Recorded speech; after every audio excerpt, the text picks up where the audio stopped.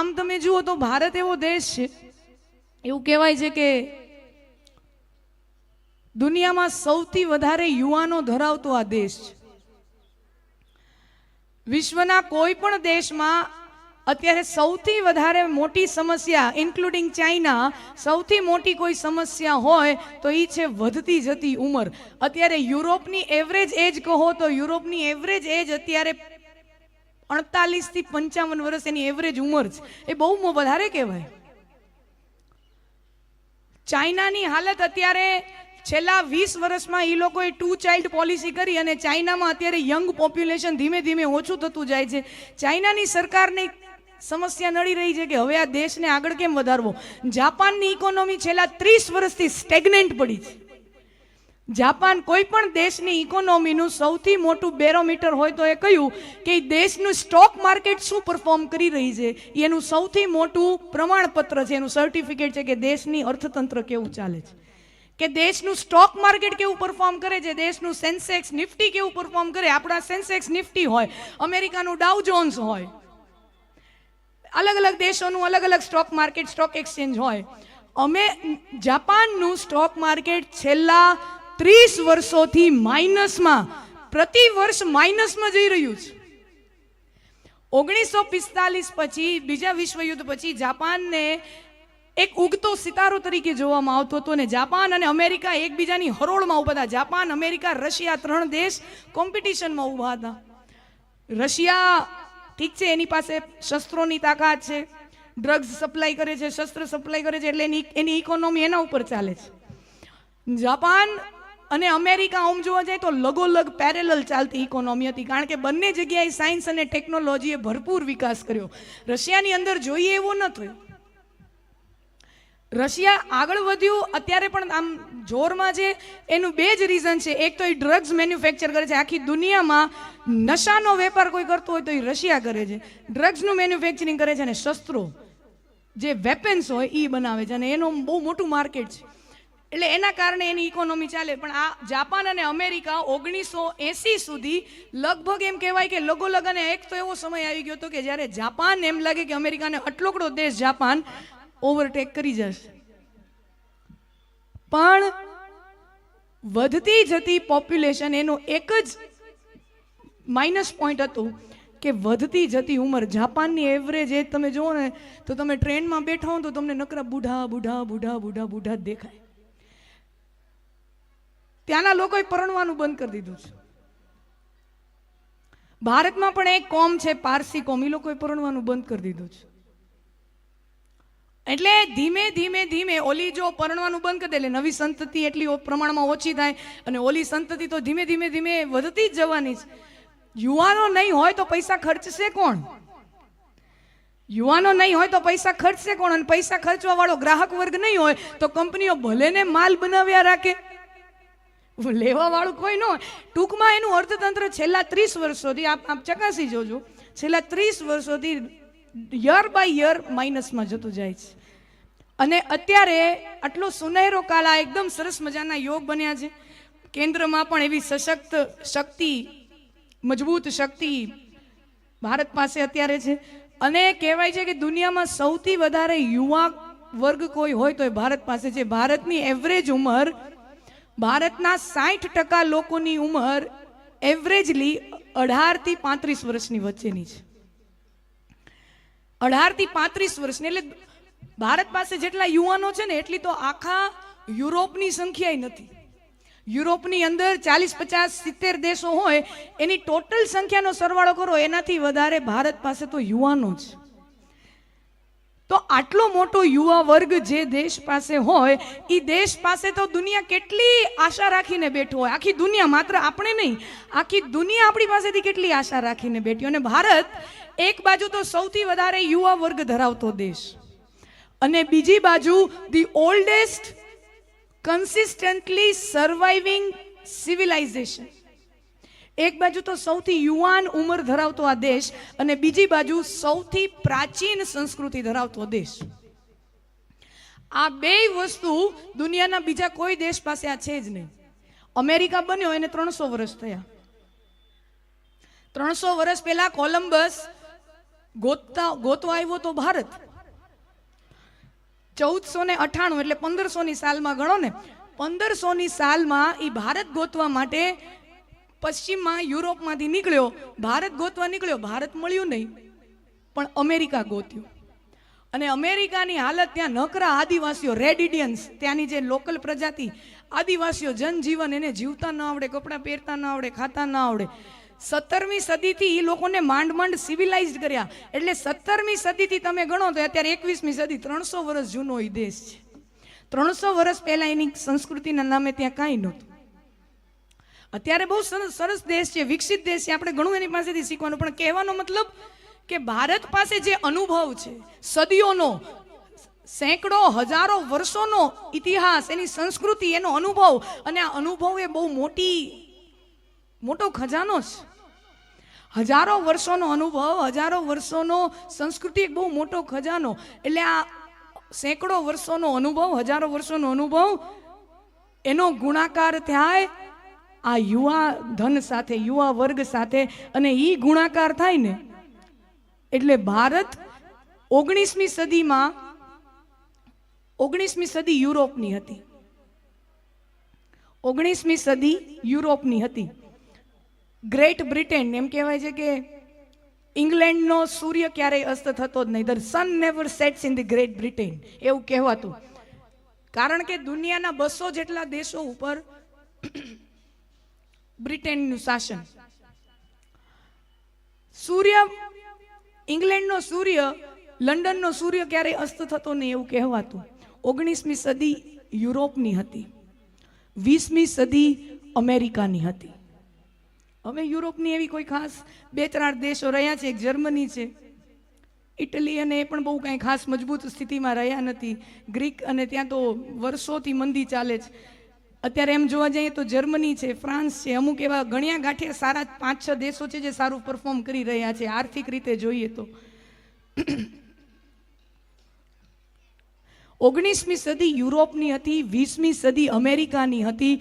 અને જો આ હજારો વર્ષોનો ગુણાકાર નવી પેઢી સાથે આટલા બહોળા પ્રમાણમાં કરોડોની સંખ્યામાં થાય તો 21મી સદી માત્ર ને માત્ર ભારતની હોય, ભારત અને ચીનની. 21મી સદી માત્ર ને માત્ર ભારત અને ચીનની હોઈ શકે. અને એ આપણે જોઈ રહ્યા છીએ. વિશ્વમાં અત્યારે અર્થતંત્ર એ સ્થિતિમાં છે, પણ છતાંય ભારતનું અર્થતંત્ર વ્યવસ્થિત રીતે તોય ચાલી રહ્યું છે. જે દુનિયાના બીજા દેશોને કોરોના પછી જે અસર આવી છે, અહીંયા પણ પડી છે, નથી પડી એવું નથી, પણ છતાંય અત્યારે વર્લ્ડ બેંકના અંદાજા મુજબ ભારત 6.3%ની ટકાવારીએ ગ્રો કરી રહ્યું છે. અમેરિકા 1.5-2%, ચીન 2%. ભારત 6.3%ની ટકાવારીએ વર્ષ, એક વર્ષ કરતા બીજા વર્ષે 6.3%ની રેશિયોથી ભારત વિકાસ કરી રહ્યો છે. અત્યારે દુનિયાના બીજા કોઈ, અને આ બહુ સત્તાવાર આંકડાઓ છે. આ સત્તાવાર આંકડાઓ તમે ચેક કરી શકશો. અને આ તમે આ વાતાવરણ આપણે જોઈ રહ્યા છીએ.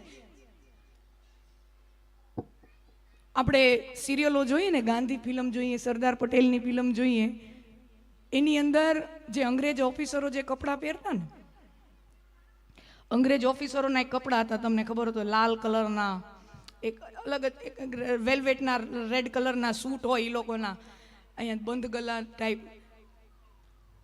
એ ત્યારે લોર્ડ વાઇસરોયના ને એ બધાના અંગ્રેજોના મોટા મોટા અધિકારીઓના કપડાં અત્યારે ભારતમાં બેન્ડ બાજાવાળા એ લોકો કપડાં પહેરે છે. એ નહીં, એ કપડાં અત્યારે અહીંયા બેન્ડ બાજાવાળા પહેરે છે.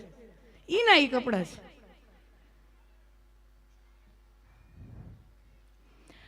પણ ફૂદડી છે ને જીવનમાં બહુ નડે. આપણે ક્યાં થોડાક ધીમે પડી જાય છે. આપણો દેશ, આપણો સમાજ, કે આપણો યુવા વર્ગ ક્યાં, આપણો સમાજ પાછળ ક્યાં પડી જાય છે. આપણે પાછળ ત્યાં પડી જાય છીએ. આપણે એવું માનવા માંડી ગયા છીએ કે ભારતમાં જે સારું થવાનું હતું ને ભૂતકાળમાં થઈ ગયું. ભારત એક સમયે સોને કી ચિડિયા હતો, સોને કી ચિડિયા હતો, સોને કી ચિડિયા હતો. એ ગીત ગાવામાંથી હું ને તમે નવરા નથી થતા. 1000 વર્ષ પહેલા આ દેશ સોને કી ચીડિયા હતો ભાઈ, તો વાત પૂરી થઈ ગઈ. એક સમય હતો, હવે તો નથી. હવે બનાવવાનો છે, એ રસ્તે પાછા આવી ગયા છે, એ બરાબર છે. આપણે એવું માનીએ છીએ કે ભારતમાં જે સારું થવાનું હતું એ બધું એક સમયે થઈ ગયું, અને સારું હવે વિદેશમાં જ થાય, અહીંયા ન થાય. વિદેશવાળા ઉલટાને આપણી માં નજર માંડીને બેઠા કે ભારત શું કરે, પણ આપણને હજી આપણા છોકરાઓને એમ કે જે ત્યાં થાય છે એ બધું બેસ્ટ. એની એવી ઘણી ભ્રમણાઓ છે. આગળ મને એવા ટોપિક મળશે તો હું એવા તોડતી જઈશ. આપણને એમ લાગે ને કે પશ્ચિમના દેશો બહુ ખુલ્લા મગજના છે, બહુ ફોરવર્ડ માઇન્ડેડ છે, બહુ એડવાન્સ છે, સ્ત્રી શક્તિના મામલે, વુમન એમ્પાવરમેન્ટના મામલે એકદમ સરખો ન્યાય આપનારા છે. એવું નથી, મોટો ભ્રમ છે. આ તો એ વાતમાંથી વાત નીકળી એટલે આ ટોપિકમાં નથી, પણ હું તમને એક વાત કરું. આપણને હંમેશા આ દેશની સ્ત્રીઓ એમ કહેતી હોય ને, એ વિદેશવાળા જેટલા આપણને ક્યાં હક મળે છે, ક્યાં અધિકારો મળે છે. પુરુષ પ્રધાન સમાજ, પુરુષ પ્રધાન દેશ, ભારત માટે એવું કહેવાય છે. આપણે જે દેશોને બહુ મોડર્ન ગણીએ છીએ, અમેરિકા હોય, યુરોપના બધા મોટા મોટા દેશો, એમાં તમે યુકેને ગણી લો, યુનાઇટેડ કિંગડમ્સ ગણી લો, અમેરિકા ગણી લો, એ દેશમાં આજની તારીખે પણ હજી સુધી કોઈ મહિલા પ્રેસિડેન્ટ કે મહિલા પ્રધાનમંત્રી રહી ચૂકી નથી. અમેરિકા આવડો મોટો દેશ, આટલો સદ્ધર દેશ, હ્યુમન રાઇટ્સની વાતો કરનારો, વુમન એમ્પાવરમેન્ટની વાતો કરનારો, નારી સશક્તિકરણની વાતો કરનારો, હમણાં એક ટર્મ પહેલા એને અવસર એક મળ્યો હતો, એક લેડી ઊભા હતા અને એને અવસર મળ્યો હતો, જવા દીધો, તો છતાં એને વોટ ન આપ્યા. હજી સુધી એ બધા દેશોમાં સર્વોચ્ચ પદ ઉપર કોઈ સ્ત્રી રહી ચૂકી નથી.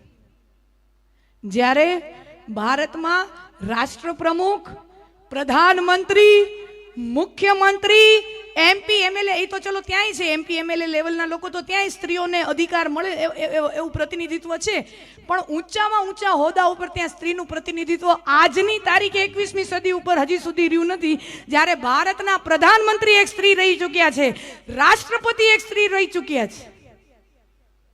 અને કેવા સમય, યુદ્ધના સમયે, ઇન્દિરા ગાંધીનો સમય જેવો તેવો નહોતો, યુદ્ધની કટોકટીમાંથી આ દેશ પસાર થયો હતો, એવા સમયે દેશની સર્વોચ્ચ સ્થાન ઉપર એક સ્ત્રીને બેસાડવામાં આવેલી હતી. કહેવાનો મતલબ છે કે આપણને એમ લાગે છે કે ત્યાં જે બધું છે એ બધું સારું છે. આ દૂરથી ડુંગર રડિયામણાનો કેસ છે. નજીકથી જો એ લોકોના સમાજ જીવન ચકાસવામાં આવે, નજીકથી એ લોકોનો જો જનજીવન ચકાસવામાં આવે, તો આપણા કરતાં પણ એની સમાજ વ્યવસ્થાની સ્થિતિ બહુ સરાહનીય નથી, બહુ આદર્શ નથી. જ્યારે ભારત તો એટલો ખુલ્લા મનનો દેશ છે કે ત્યાં સ્ત્રીને એ અધિકાર પહેલા દિવસ, 1947ના જ્યારે દેશ આઝાદ થયો ત્યારે પહેલા ઝાટકે જ્યારે પુરુષને વોટ આપવાનો અધિકાર મળ્યો, એ જ સમયે સ્ત્રીને વોટ આપવાનો અધિકાર એક ઝાટકે મળી ગયો. અમેરિકા જેવા દેશમાં પણ સ્ત્રીને વોટ આપવાના અધિકાર માટે 100-150 વર્ષની લડાઈ લડવી પડી હતી. સ્ત્રીઓને અધિકાર નહોતો. જ્યારે આ ડેમોક્રેટિક લોકશાહી શરૂ થઈ ત્યાં પહેલી ઘાએ પહેલા દિવસથી સ્ત્રીઓને અધિકાર નહોતો. આપણા દેશમાં દેશ જ્યારે આઝાદ થયો એ દિવસથી સ્ત્રીને સમાન અધિકાર છે. એટલે અમુક જે ભ્રમો છે કે દુનિયામાં જે સારું થાય છે બધું બીજે જ થાય છે, અહીંયા એ ભ્રમોમાં આપણે જીવીએ છીએ. આ 200 વર્ષ ઓલા ગૌરવ આપણા ઉપર રાજ કરી ગયા, તો એની ગુલામીની માનસિકતામાંથી હું ને તમે હજી સુધી નથી નીકળી શક્યા.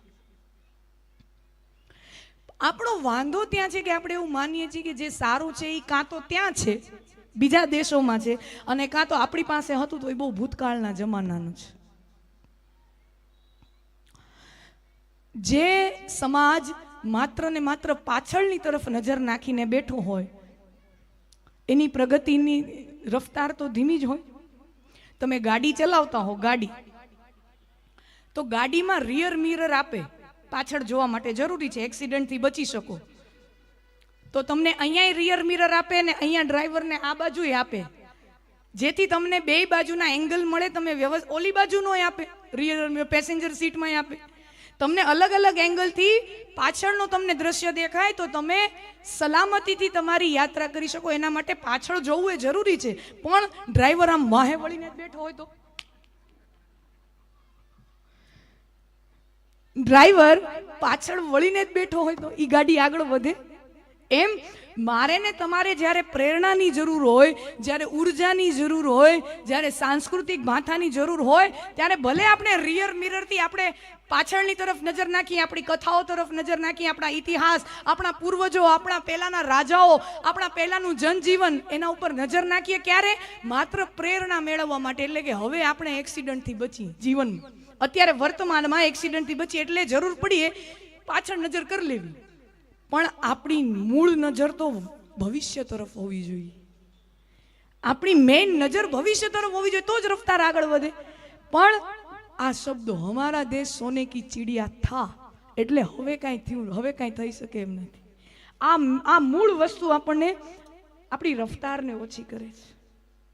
ભારત જેવા દેશ પાસે જ્યાં અનુભવોનો ખાણ હોય, જ્યાં શાસ્ત્રો રચાણા હોય, જ્યાં આવા સરસ મજાના વડીલો માર્ગદર્શન આપવા માટે હોય, જો યુવાનોમાં છે ને જોશ બહુ હોય, તાકાત બહુ હોય, પણ હોશ ઓછો હોય.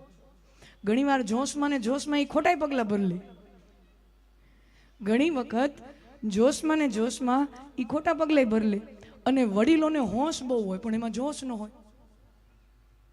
વડીલોમાં સમજદારી બહુ હોય પણ કરવાની શક્તિ ક્યાં? ખુરશીએથી બિચારાઓથી માંડ માંડ. આ વૃદ્ધ શરીર છે, એ કક્ષા દરેકની ઉંમર વધે એટલે એ શરીરમાં પરિવર્તન, એમાં જો હોશ છે પણ જોશ નથી.